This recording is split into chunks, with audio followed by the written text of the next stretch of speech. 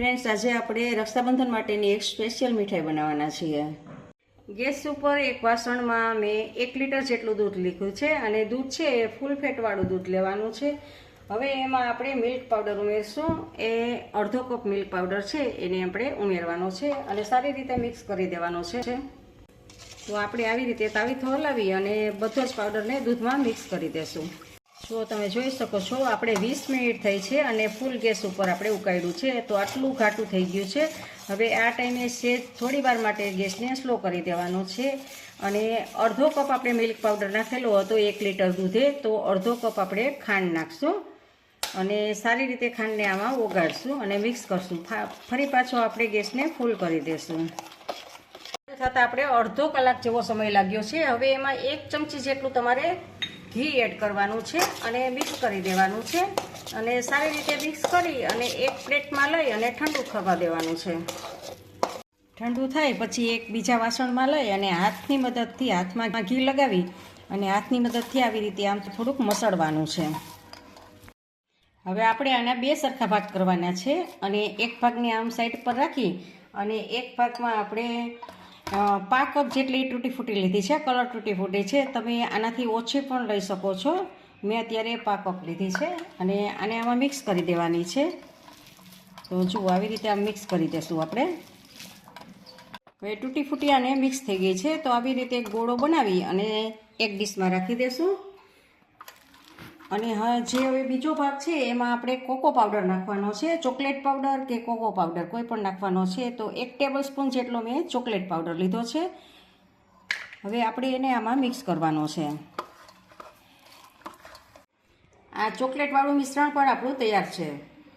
હવે હાથમાં ઘી લગાવી અને આવી રીતે આને લાંબુ કરતું આવી રીતે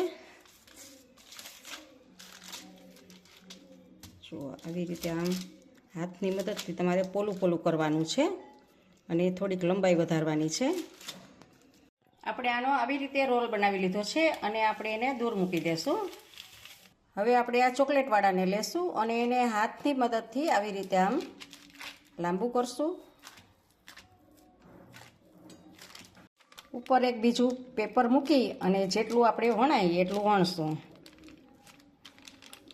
અને આમ છેક સુધી લઈ જશું વણી. અને જુઓ, આવી રીતે આપણે વણવાનું છે.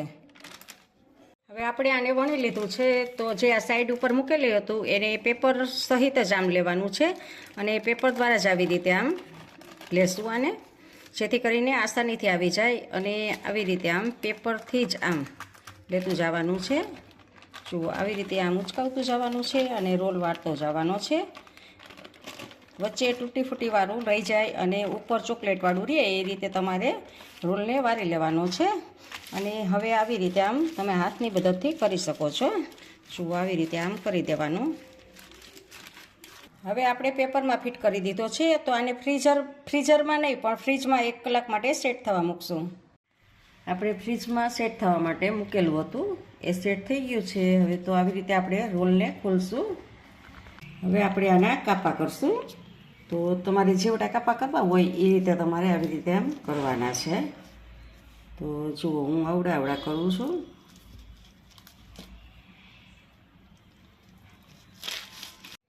શું તો આવી રીતે આપણે ચોકલેટ ને પેંડા અથવા તો બરફી બંનેનો મિક્સ એવો ટેસ્ટ મળશે.